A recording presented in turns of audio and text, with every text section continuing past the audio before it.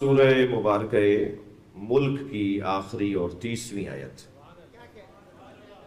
سورہ ملک میں 30 آیتیں ہیں، اس کی آخری آیت۔ دو سوروں کے تلاوت کا نتیجہ شب قدر کو درک کرنا ہے۔ بہت مشکل کام ہے کہ ہم ماہ رمضان کی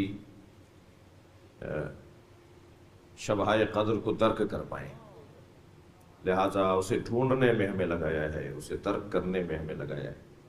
اللہ ویسے بھی جمود کا شکار فرد پسند نہیں کرتا۔ صلوات پڑھ ذرا محمد وآلہ۔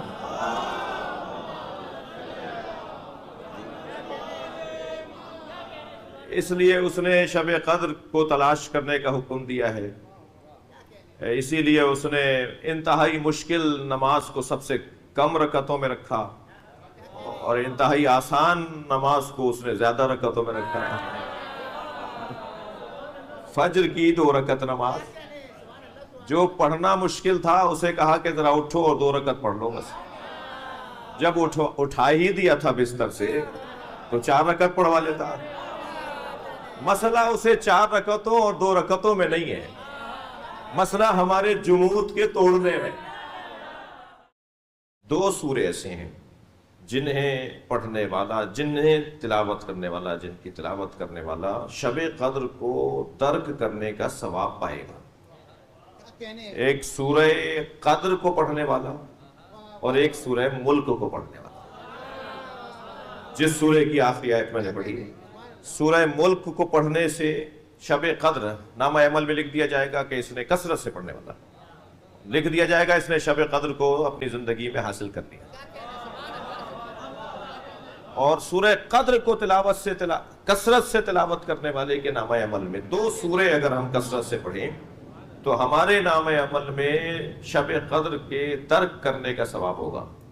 ان دونوں سوروں کا حسن یہ ہے کہ سورہ قدر بھی حتی مطلع الفجر پہ مکمل ہو رہا ہے اور سورہ ملک بھی امام زمانہ پر مکمل ہے۔ سورہ ملک کا اختتام بھی امام زمانہ پر ہے اور سورہ قدر کا اختتام۔ اب وہ جو سورہ ملک کی آخری آیت ہے اس میں ارشاد ہو رہا ہے، قل، اے میرے حبیب ان سے کہہ دو، هل رأیتم ان اصبح ماؤکم غورا، کیا تم نے نہیں دیکھا کہ تمہارا میٹھا پانی گہرائی میں اتر گیا؟ بھائی میٹھے پانی پہ صلوات پڑھیں۔